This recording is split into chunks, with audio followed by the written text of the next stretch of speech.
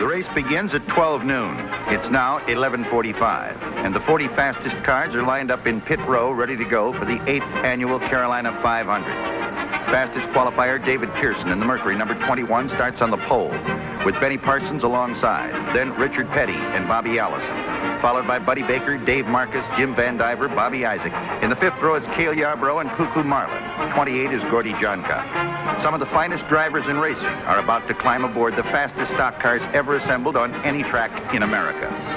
While we waited for the race to start, I couldn't help but think that they weren't always this good. Experience is a driver's most important asset, and my mind began to wander back to 1965 and the first race ever held on this track.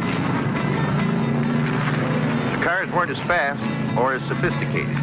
The drivers, well, they had about 8 years less know-how. Richard Petty looks like a teenager.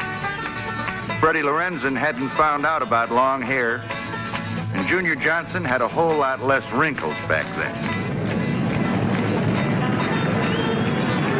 Richard Petty and Junior Johnson lead them around for the start, and when they got to the first corner, it looked like everybody forgot to turn left.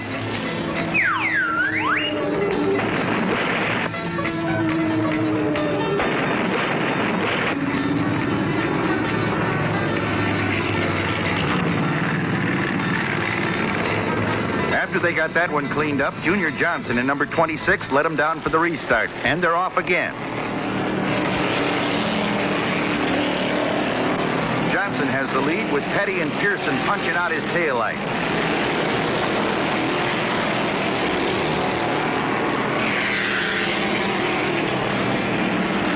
And nowadays, Richard Petty and David Pearson never do anything like this. Look out!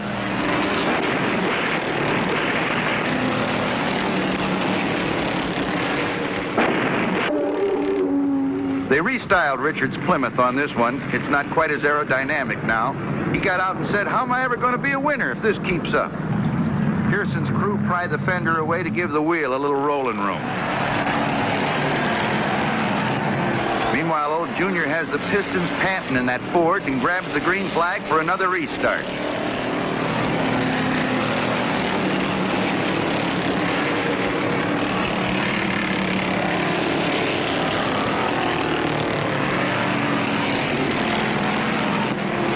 Bobby Isaac moves up to battle with Junior Johnson for the lead. Perhaps you've also noticed that the cars didn't handle as well then as they do now. In this one, they kind of used the wall to stay on the track. The cars look like billiard balls.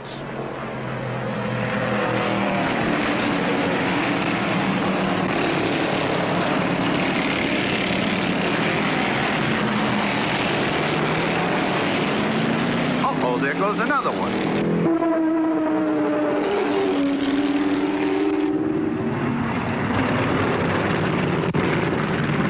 Number 42, Jim Pascal pits, jumps out, and Richard Petty climbs aboard to go back on the track. 41, Pops Turner pits for fuel and a drink.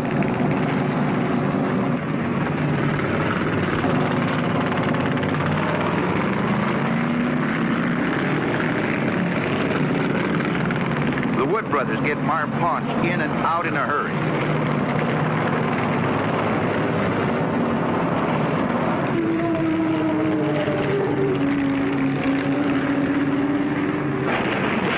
With so many cars in the pits, E.J. Trivett felt that he had the track to himself, so he spun it and crashed into the guardrail. Under the yellow flag, Richard Petty in number 42 moves up on the leaders.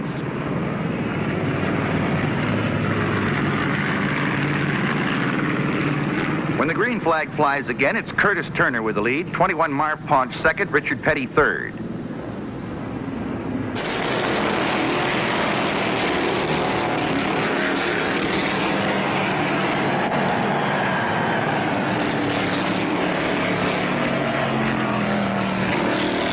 Drops down on the inside of Turner as they pour out of the fourth turn onto the tri-oval. Richard takes the lead.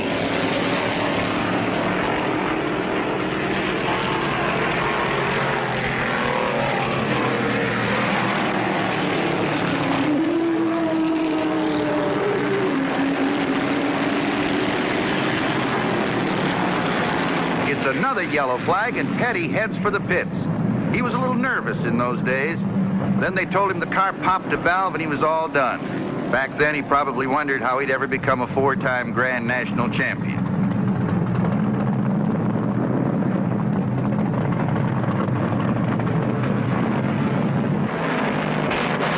On the restart, it's Turner with the lead and Cale Yarborough a close second in the Ford number 27.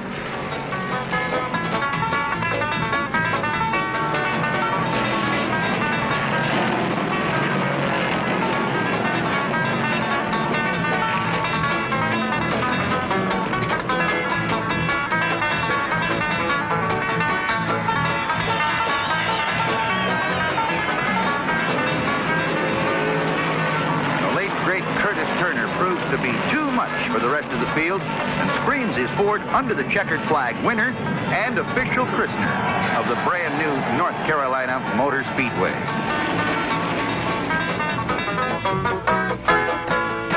That was 8 years ago. Now, here they are, ready for the green flag in the 1973 version of the Carolina 500.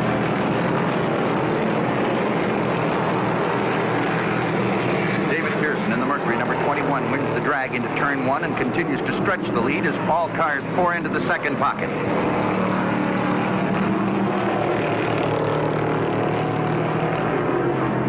Down the back chute, Allison fires past Benny Parsons.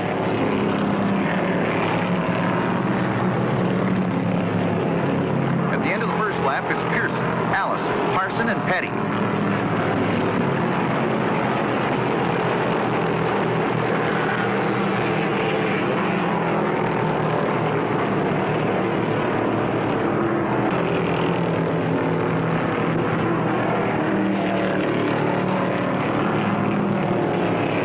Has the Mercury wound out and running away from the pack.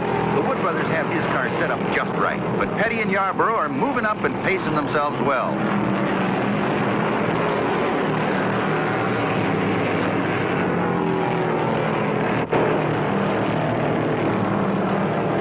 Already Pearson begins to lap the slower cars. If he can keep all the parts glued together, he's on his way to victory lane. And the Chevy number 12 is running second and bent on catching Pearson, but he just doesn't seem to have the power.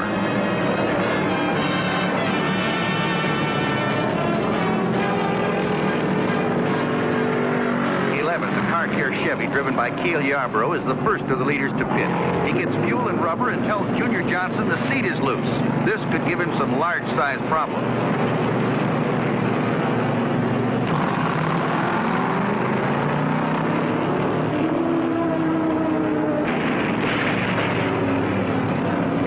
Caution flag of the day is out when Clarence Lovell spins his Chevy in the turn and careens against the inner guardrail. This brings the action to pit row.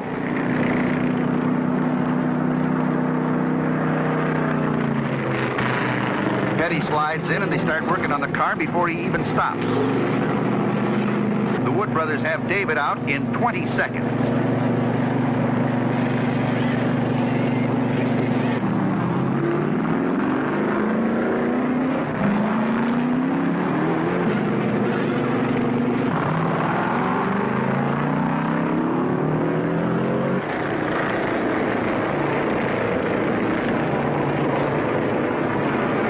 Pearson leads all cars down for another green flag, and the restart is officially underway.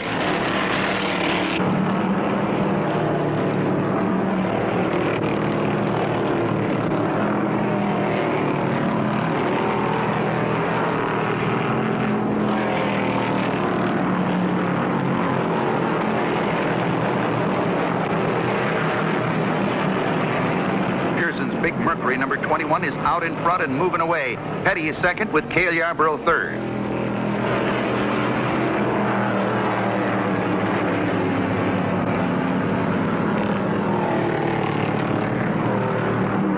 On the 114th lap, Dave Marcus brings the American Motors Matador entry into the pits with engine problems. This race represents the first time they've run the big 425-inch mill, and Penske felt that they'd have some bugs to iron out. When the crew discovers a blown piston, the car is parked behind the wall. The second caution flag is out when Ray Williams loses his Ford in the second turn and spins it all the way around. When the crew pushes him off the track, they get a little scare as Buck Baker spins his Chevy right behind them.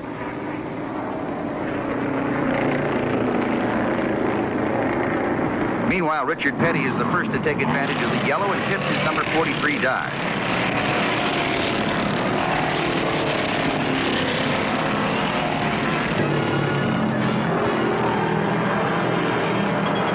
When the green flag falls, the fans are treated to another Pearson-Petty duel. Bobby Allison is running third with Buddy Baker holding down the fourth spot.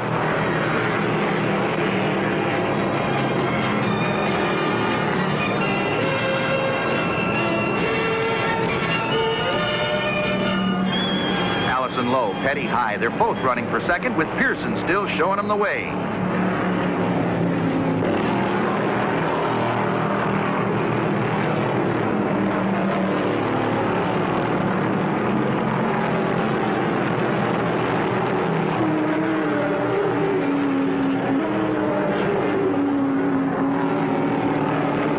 That was about as close a near miss as you'll ever see.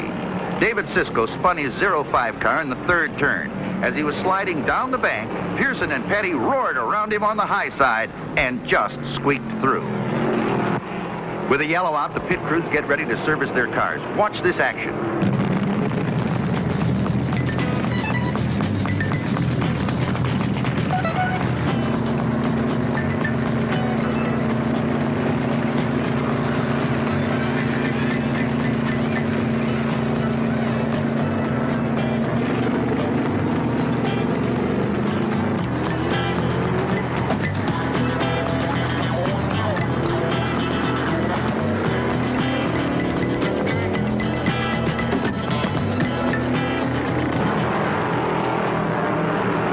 And David Pearson is still number one.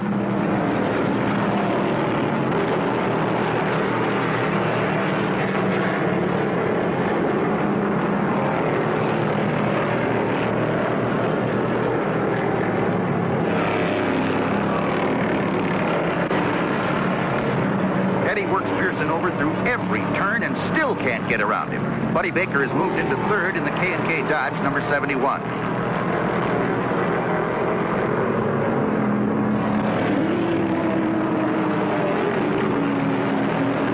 Another one. Benny Parsons popped a radiator hose and spun in the water he dumped on the track, and once again narrowly avoiding a bad accident. On the restart, Pearson and Petty look like they're glued together. Richard is one lap down and tries every trick in the book to get around David.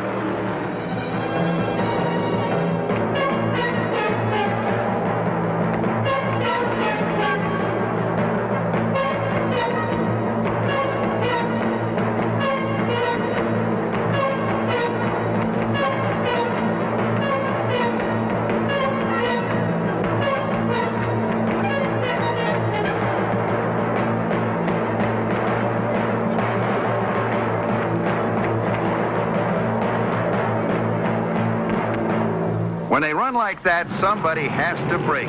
This time, it was Petty. When he pits, Maurice and the crew go under the hood, discover a blown piston, and park the Charger behind the wall. Now, it's all David. Cale Yarborough is second, Baker is third, but they're both one lap down. Pearson's Purolator Mercury sounds stronger on every lap. He owns the raceway with a full lap lead over the second-place Chevy driven by Cale Yarborough. The seat in Cale's car has broken away from the roll bars. He's holding on with one hand and driving with the other. Uh-oh, watch this. Pearson runs over some metal debris lying on the track and flats a tire. This brings another yellow flag out while they clean it up. David screams into the pits. The Wood brothers change the damaged right front tire and throw in a few gallons of fuel. But while he's in, Cale Yarborough flies by to unlap himself. Pearson stops it quickly, but now Yarborough has closed the gap.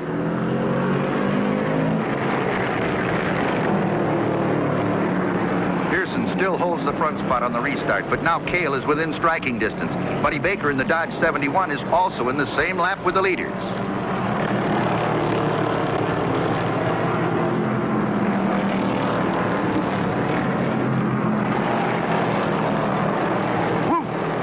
Almost lost his numbers on that one. The car in the low groove drifted up and brushed Buddy in the turns, but they're both all right. That broken seat in Cale Yarborough's number 11 Chevy could make the difference. Having to hold on with one hand and drive with the other makes it pretty difficult, especially through the turns. He's still second and trying his best to close on Pearson. With the white flag out, David has one more tour of the oval, and this one is all his.